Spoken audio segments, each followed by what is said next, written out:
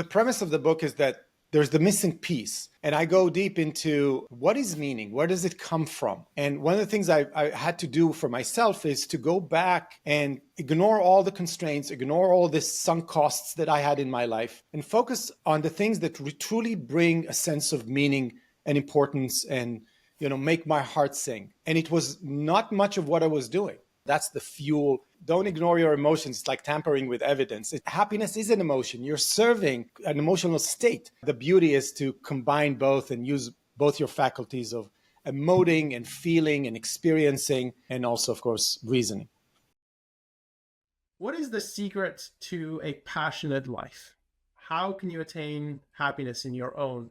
And what are some concrete ways to achieve that in your life? Welcome to this conversation with Tal Tsfany, CEO and president of the Ayn Rand Institute. I'm Elan Journo. Tal, congratulations. Today, your new book is coming out. What is the title? And let's dive in. I have it. I have the copy here. I ordered it from Amazon to make sure it's all right. So it's publishing this Friday. It's called Secrets of a Passionate Life, A Thinker's Guide to Profound Happiness. That's the name of the book. I'd love to talk about each of those elements. And maybe the place to start is, what led you to write this book? What were you experiencing? What do you see in other people that you think this book helps to solve? What is the value it's offering? It's offering a very practical guidance to how to take abstract ideas and implement in your own life. There's a lot of stories and experiences and insights in this book about the journey I took from being exposed to Rand's ideas, to Rand's heroes. You are blown away by them. It's like, this is Howard Rourke, this is Dagny, this is Francisco and Reardon and so on. But the gap towards what does it mean to me? How can my life be more like them? Who's the Howard Rourke in me? Was a big question for me. And being the thinker that I am, I took those ideas and immediately started thinking about what do they mean to my life. And it started the journey. It started with a violent realization in the middle of my life that my life is not where I want it to be. And then all the changes I had to make.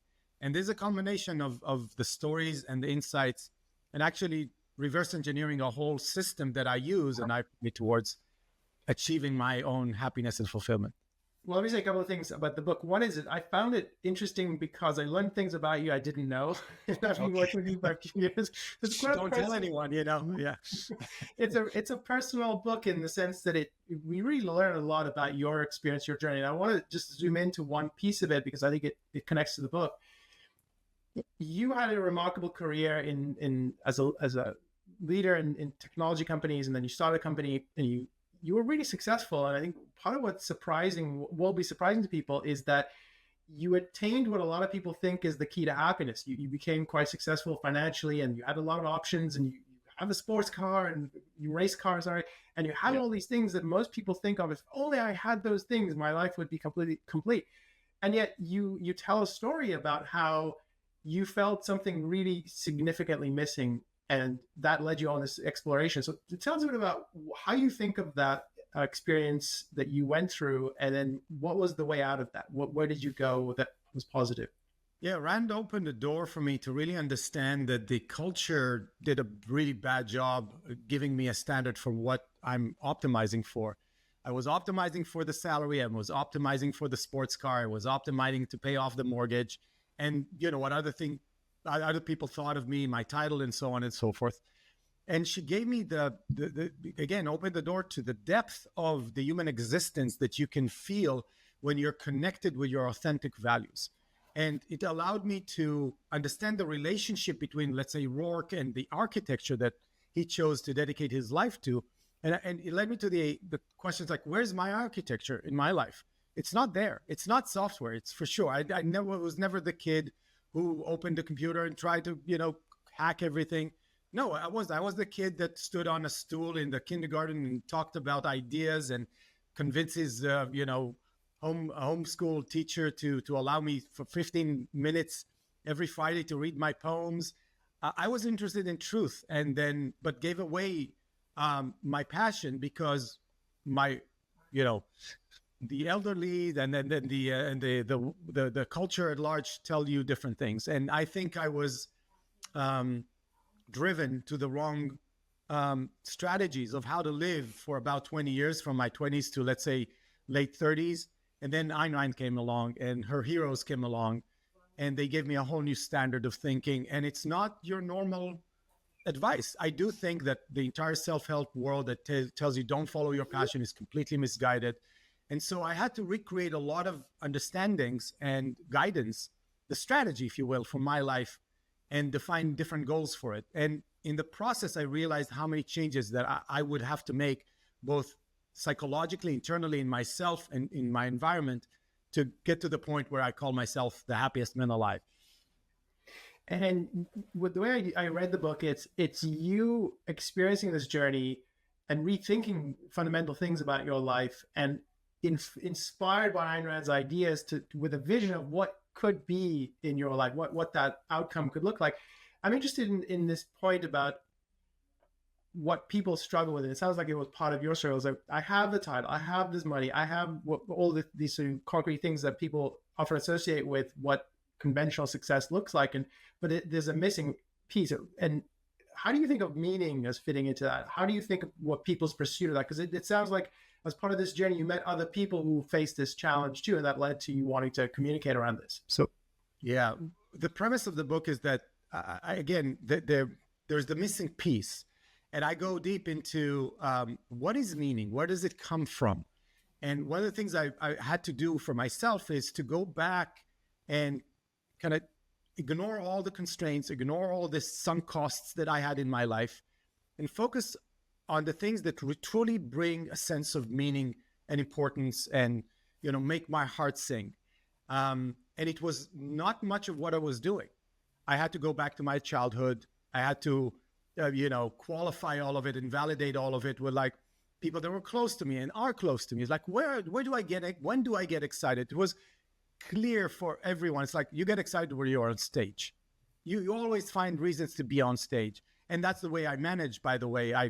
I kind of take a lead role of presenting things. I love presenting things. And that's a common denominator. I remember calling my mother after a year of introspection and telling her about my love of ideas and presentation and cars and drumming. And she said, why did you have to introspect for a year? I could have told you that because those are the things you were, So it's the intersection of you and the world and the things that bring meaning to your life. And we push them away. We ignore them because I'm interested. I'll give you a story. So I was working with someone, and he said, yeah, but you know what brings meaning to my life? Gaming. I love gaming. So I said, okay, what kind of games? And he said, strategic games. What kind of strategic games? It's those very complex Japanese strategic games that have a narrative, and so on and so forth. Before we ended that session, there was a world of opportunities coming out of just the fact that he loved to play those kind of games. So I, in a way, took the sanctity of the things that I respond to as my top priority and started building a whole world of what I call value galaxy, a value galaxy of the things that bring meaning to my life. And then that created a whole chain of events that led me to make better and better decisions, getting me closer to my authentic values, which I think the pursuit of bring you the state of happiness that we are all after. You tell a story in the book about having a successful business meeting. I think you flew to Germany or something like that. And on the way back, you were really energized. I just made this we just locked in this big deal for my company.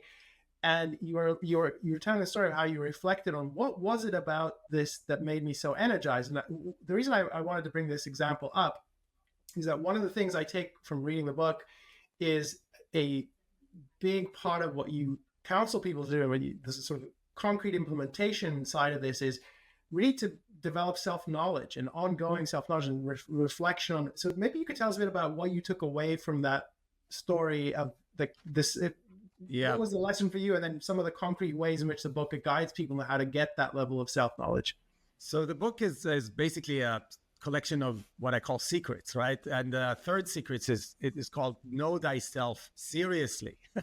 And what does that mean? You're 100% right. This story showed me the importance of self-knowledge and introspection, because you can, without giving it the right attention, you can really make wrong decisions. So when I came back from that sales meeting when I closed the $700,000 deal, I thought that I should be going more into sales because I really enjoyed it. And it was about, I closed the deal and what was so great about it. But when I came back home on a Friday afternoon, I remember I said, no, there's something more about this that is very big. So what is it? Was it the size of the deal? No, I just closed the deal 2 months before that was much bigger. Was it the fact that I closed it by myself and not through a team? No, I really enjoy the team. But what was it about this German deal that really excited me? And it was obvious once I gave it the 5 minutes of thought. So they asked me not to show any demo of the software, just to tell a story of what it would mean for their users to use our platform versus a Microsoft platform. And the Microsoft guy went and gave a boring story like, those are the functions, this is how. And I created a whole story about two people. One is using the Microsoft, boring one, and mine is using the mobile app and is getting to work. And the poor Microsoft guy has his coffee spilled on his on the way there. And I realized, wait, this is so confusing. I don't want to do sales. I don't want to do software. I want to be on stage telling stories. And the responses of people and how they laughed and nodded about all the issues that they have with software right now. So without the proper introspection and introspective skills, you can really go through a whole life without knowing who you are and what are the vehicles that could bring you the sense of meaning, which are your authentic values. And just to underscore the point, so you're no longer in sales or tech or marketing. You're running an organization that's about advancing a philosophy. So that's a huge shift in anyone's life. I want to hear a bit about how you think of the audience. In reading the book, I could see the echoes and the ways in which Ayn Rand's influencing you and reshaping your views on a lot of these concrete experiences and the guidance you offer. Do you think the book is only for Ayn Rand fans, or is it more broad than that? How do you think of your target audience? Yeah, I tried very, very hard to make this book as a wide audience book to everyone who is looking for more passion in their lives. Let me tell you another secret. This was supposed to be a book about happiness, and it ended up being a book about passion, because when I was talking to hundreds and hundreds of people about this, even the understanding of this thing called happiness is now almost empty of meaning in our culture. It's like, I'm happy. What do you mean? I'm happy. I have my kids, I have my wife, everything's good. I'm happy. And it's not what I'm talking about. I'm talking about a much higher level of existence. And so the only concept that really ignited people and had a lot of the authentic one, honest one, admit that they're not living is a passionate life. Do you wake up every day with a passion? And so I chose that word, and that's something that I think everybody wants. Now, are they ready to apply every insight in it? Some of the insights will have to go through a better understanding of morality, better understanding of you're the center of the universe, if you like it or not. A lot of people that carry altruism with them and second-handedness with them that come to my workshops really have a hard time. It's like, wait, but that's so egoistic. It's all about me. Well, where are the other people in this picture? And that's where you see that they have more of kind of philosophy deficit. But regardless of that, I tried very hard to keep it on a practical level and have everyone take a lot of insights from this book. So it's accessible to everyone, but if you have the benefit of Ayn Rand's philosophy as a background, as a shared context, it will supercharge your ability to get. It's a competitive advantage. Yeah, for sure.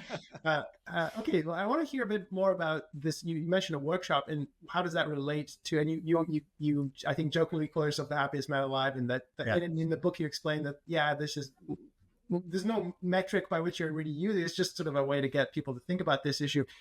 Tell us about this happiness team project, how that fit into the book, and how you derive some of these methodologies from that.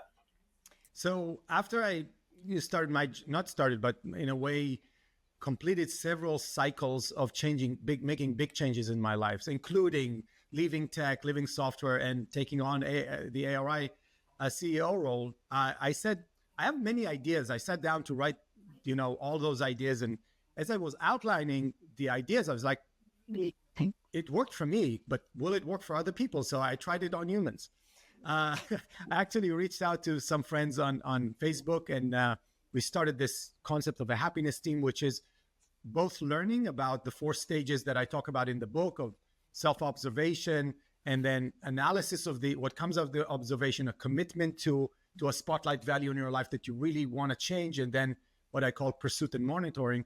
And so it was both learning, but also and kind of an accountability team that allowed you to get support in tough changes. People left, relationships and jobs, and people moved from Europe to the United States. They really made amazing breakthroughs.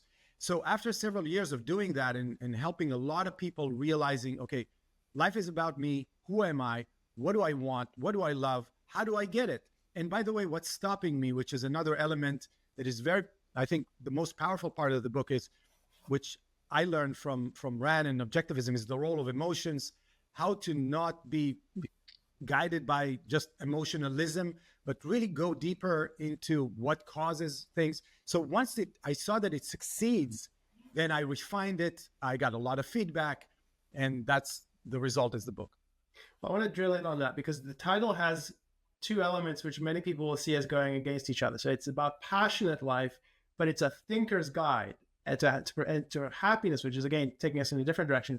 And in the book, you talk about something that you call the duty-whim dichotomy. And you're just now talking about how people have challenges and taking steps forward. Tell us a bit of how you think of the relationship, how emotions fit into your life, what insights you've gained about that, and what you advise people to do concretely on that issue. So the dichotomy is that you can see in the culture, there are two false alternatives. Go with your passions, and it's like selfishness. It's like a package deal of passion. It's something you get excited about, but also whimsical because it's not practical, it's not safe. And then duty, which is like whatever, that's the safe option, predictable, go get a good job, become an engineer, make the money, and start a family, everything's good, be on rails, as I call it. And so those are the two options. And you see a lot of don't follow your passion, and a lot of get away from duty. But it's never I think the right answer. Like Ayn Rand always kind of breaks those false dichotomies. She breaks this one as well. She said, no, if you think rationally about the things that bring meaning to your life, and we can have a whole discussion about how do you identify them, and the fact that you love something and I think it's boring, and I love something, which is why do you spend so much money racing in a car in laps over and over again? This is crazy. So it's the beauty of the human race. We're so different. And what Ayn Rand in a way taught me is take your passions seriously, think about them rationally, and then develop a plan of what can you do. If I love opera, but I can never sing, what else can you do with opera, right? What else can you do with racing that if nobody would pay you to race? What else can you do with love of ideas and search for truth? So it's the alignment of who you are and what you find authentically meaningful, and then applying your reason to develop a plan and to make that happen. I would never say to someone, just follow your dreams no matter what. That's emotionalistic. I would, of course, not tell anyone go by duty and what the kind of cultural edicts are. I would say take the things that bring meaning to your life very seriously, apply it, make a plan. This is why my cycle, it includes a careful planning and validation that what you're going to pursue actually yields happiness and meaning. You say in the book, I'm going to quote you to yourself, you say, it's about writing your best life story powered by your deepest values. And I want to just dwell on that for a minute. And in the book, you give advice on how to picture your future. And I think one of the things you talk about is, what is your perfect day? And maybe just flesh that out for us. Why is that important? How does it unlock things for people towards getting to be a passionate life? So secret number 4 is fantasize as if your life depends on it, because it does. I think that people don't spend enough time building a vision of what would be amazing, not just great, amazing. I mean, nothing less than amazing. And because they don't spend the time building that vision, it never becomes a goal. Right. When I learned how to introspect well, I took a lot of time of saying, okay, what would be the best that I can have in all domains of values? My central purpose and career pursuits, in relationships, in my health, rejuvenation, art, and wealth creation as well, which is powering all of those value pursuits, what would be the most amazing state I can be in? And that really created a standard. And when I saw that, instead of getting frustrated, I started picking on them one by one and say, okay, which value domain is most important to me? Is it my work? Yes. It's not my relationship. Let's work on my work. Let's change what I do every day. Then when it came to relationships, what do I need to change there? What do I change in the way I nourish myself and recreate? And then what's going on with my money? Am I able to, pay for all of this?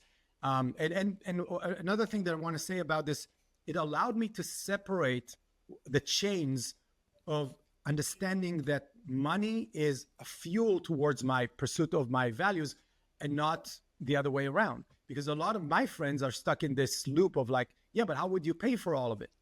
That's a very narrow way of thinking about it. So the vision I created for my perfect day that keeps evolving every month is what in a way drove me and gave me the fuel to start changing deep things in my life and brought me to where I am. One other way in which I wanted to highlight the way the book is, I think, highly personal, and it's just from knowing you a little and from working with you, there are many aspects of the advice that you give that I read, and I think this is exactly Tal's way of coming at something. You're an example, and I think this is connects to your point. One way I would characterize it is there's a kind of life engineering aspect that I think comes from how to make this real. Like, are you taking this seriously? What does it look like? So let me give the example that you talk about implementing a plan, and for every obstacle you think you'll come up against, you come up with, okay, well, what do I do to get over this one? What about the next one? What about the next one? And maybe you don't foresee everything, but this sort of systematic approach to pursuing a value, I think that's something particular to you that you bring. And I'm interested in how does it resonate with people you work with in the happiness team, sort of in their experiences? Yeah, that's a very good question, because a lot of people get overwhelmed very quickly when starting to think about a value, and there's a whole system that works against them, which is the kind of the flight mechanism that says don't change it, we're going to pay dear prices, and then they get stuck in that because they never verbalize. And when I challenge them, it's like, okay, you don't want to be an engineer anymore, you want to do something completely different. I know you're making a lot of money, great, the mortgage is dependent on it. Now let's see what can be done to move from here to the, film director you want to be. What is it going to take? And once we enumerate all of the challenges and all the obstacles, we put them on paper and say, okay, so how do we solve that obstacle? How do we solve that constraint? Eventually, after 15 minutes, it's like, you know what? I can actually do it. And the whole psychological, emotional initial response is invalid. I can actually do this. I have enough money in the bank. I can go to film school at night, and so on and so forth. So I think that is the duality between your emotional world and your rational world.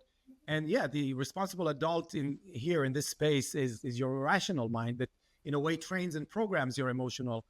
So I love my 4-year-old. I call it my 4-year-old in the back of my mind that is like the passionate and sometimes the scared entity in me. And I also love my responsible adult in me that says, hey, let's take it easy. We can do this. Don't worry about it. But in a way, not detach myself from my emotional world. That's the fuel. Gina Gorlin once said don't ignore your emotions. It's like tampering with evidence. It's true. 100%. Happiness is an emotion. You're serving an emotional state. So the beauty is to combine both and use both your faculties of emoting and feeling and experiencing, and also, of course, reasoning. Yeah, so just as we wrap up now, one more secret, if you're willing to share it, and yeah, what would you highlight for people in the book that you think it will be a surprising kind of secret? Oh, there are many of them. I would choose, I think, I don't know if to go for, I think it's wanting well. Mm-hmm. It's the longest secret. It's secret number 5. It's the whole process you have to do in order to validate your passions. It's kind of funny to say it, even. It's like, what do you mean? A passion is like, I respond to it. But wait a second. There's more to it. So let's say you responded to something.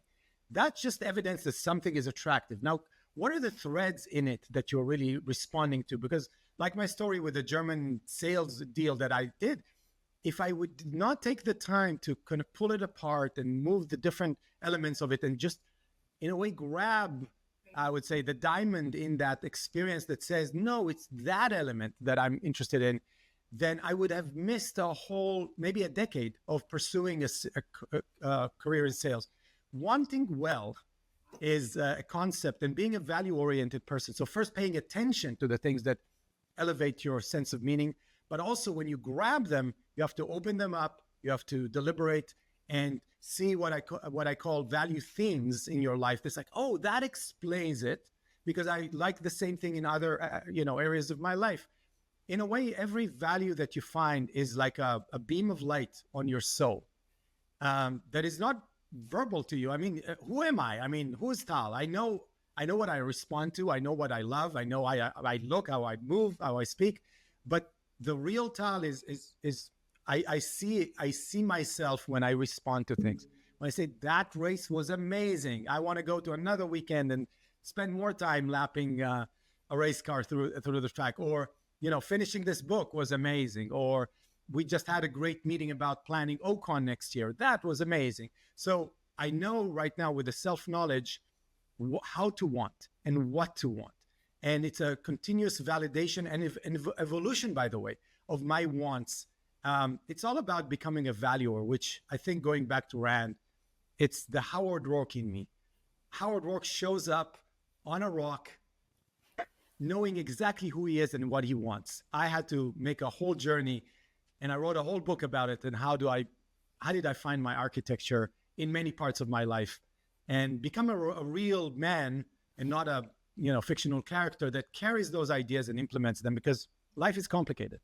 It's not a fictional book. So there's a lot of psychological issues. I talk about emotions.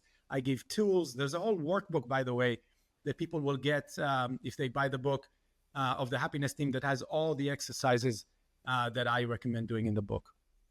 So Tal, final thoughts. How can people learn more? Where can they get their hands on this book? So they can go to taltsfany.com. Then you'll see the book and a link to Amazon. You can search Secrets of a Passionate Life by me on Amazon. And again, if you go to taltsfany.com, you will get two free things. One is the workbook that is actually selling for more than the book itself, and an opportunity to have a virtual session with me that I do every month or so to ask me questions about the book and get some free advice and so on. So I'm really excited. Well, it's been just learning about the journey through the book and from talking to you has been fun. And congratulations. It's a big day for you with this book coming out. Thanks for being with us. Thank you so much. Thank you.